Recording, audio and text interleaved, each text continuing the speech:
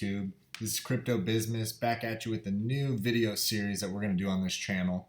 And basically it's going to be cryptocurrencies for dummies. So we're going to just do a brief overview of a different currency, maybe every day, maybe once a week, just depending on how often I can get to a new one.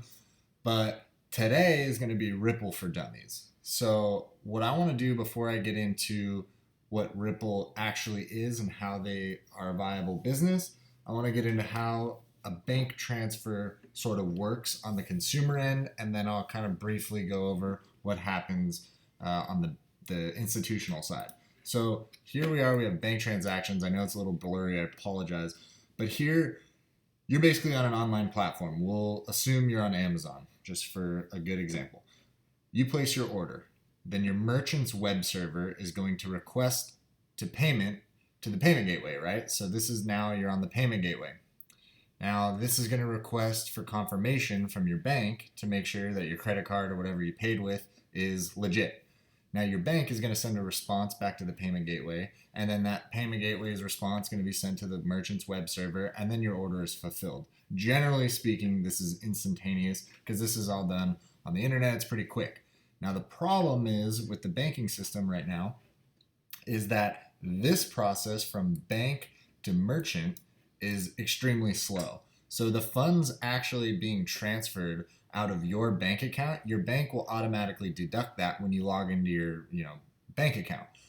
But in reality, that money is not in the merchant's bank account yet. So say you buy a baseball off Amazon and it costs you $10. Well, that $10 is deducted from your bank account, but in reality, the merchant doesn't have your $10 yet. Well, they do, but it's not your $10. Your bank is going to front that money to the merchant, and then they're going to send you, they have to wait until your money gets to you, and it's a big, painful process. It's not painless like it should be. And usually it takes 3 to 5 business days. And to me and to a lot of other people who like Ripple and cryptocurrencies in general will agree that this is kind of ridiculous for funds to be sent over the course of 3 to 5 business days. If you go and you send a check, it's going to take a while. So what Ripple plans to do is take this process and make the fees much less and make the transaction speed a lot quicker. So in short, what Ripple is it's a payment network for banks and financial institutions that allows them to send and receive currencies and settle transactions more quickly and more cheaply than their existing back-end systems. So in short, there are 3 parts to Ripple. There's Ripple Labs, which is the San Francisco-based parent company, which was originally called OpenCoin, and they have raised almost $100 million in funding. Well, it's pretty insane, but the CEO is Brad Garlinghouse. So, you can look him up and kind of get a background on what he does. But the second part to Ripple is RippleNet, which is the payment network. This is used by a bunch of partners like American Express or big banks. I think JP Morgan, maybe Bank of America, I think they're using them. But anyway, and then the third part to Ripple is XRP, which is the settlement token of the Ripple network, if that makes sense. So most people refer to all 3 of those things as Ripple, which is a bit confusing in my opinion. So we kind of got to take a step back and kind of understand what each one is. So Ripple's network of nodes is akin to the Bitcoin blockchain. And although Ripple's network didn't launch until 2012, the concept originated in 2004, which predates Bitcoin as a matter of fact. So as Ripple's CTO, Stefan Thomas puts it, since its creation in 2012, XRP Ledger has been operating as a next-generation alternative to the proof-of-work concept that was originally introduced by Bitcoin. As the root ledger for the digital asset XRP, XRP Ledger is an enterprise blockchain supporting the institutional use case of cross-border payments. So if you want to send money to somebody, say you're in California and you want to send somebody money in Mexico, maybe that's where your family is or something. Well, the problem is you have to go to a big bank, maybe Western Union, and you have to pay them a pretty hefty fee, and then your family members in Mexico don't get your money that you just sent them for another 3 to 5 days. So not only does it take 3 to 5 days, and that's a waste of time, but also it's very expensive. So that's a big problem. So basically, that's what Ripple is trying to solve here.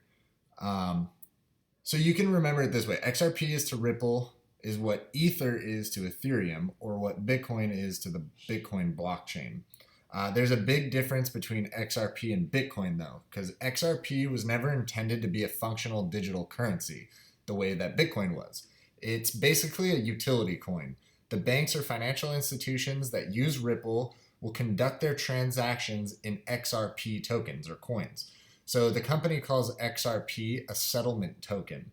So Ripple itself is the company. They have RippleNet, which is the payment platform, the proprietary software that they give to banks, and XRP is the actual token that is facilitating the transactions between the banks. So Ripple has no mining like the Bitcoin blockchain, where more Bitcoins are created every time a miner upholds transaction data. Instead, Ripple transactions are verified by multiple parties to achieve consensus. There will never be any more Ripple coins created. Ripple Labs owns about 60 billion of the 100 billion XRP in existence. They actually have a program where they are releasing about a billion coins a month, I believe. I could be wrong on that, but I think they're basically selling off these coins to the public, and so if you're scared that one single company holds a ton of these coins, they've addressed this fact, and you can do a little more research on that. This is just the kind of Ripple for Dummies video. So the appeal of Ripple to banks is the ability to move large amounts of currency quickly and cheaply. XRP transactions clear in under 4 seconds on average, so it's way faster than 3 to 4 days. You can compare that to the Bitcoin blockchain, where transactions are now frequently taking around an hour or so to go through. So that's another thing is, you're like, well, why would banks use Ripple? Well, it's a lot faster than a lot of these other cryptocurrencies out there right now. And Ripple was really designed for the big institutions and these big banks. So with that, I can bring back this one.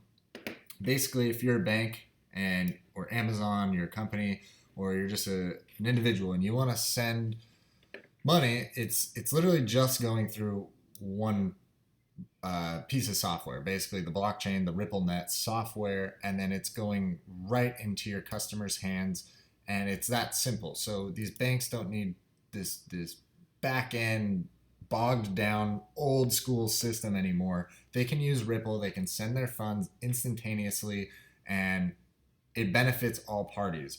Now you can use these banks, if they start using Ripple, or like say Western Union starts supporting Ripple, then you can go to Western Union and your fees, assuming that they're a good company and they're not just going to still charge you the same outlandish price, that they're going to lower their prices, and then all of a sudden Ripple becomes beneficiary to you because it's cheaper and your family gets it instantaneously. So with that, I'll see you in the next Crypto for Dummies video.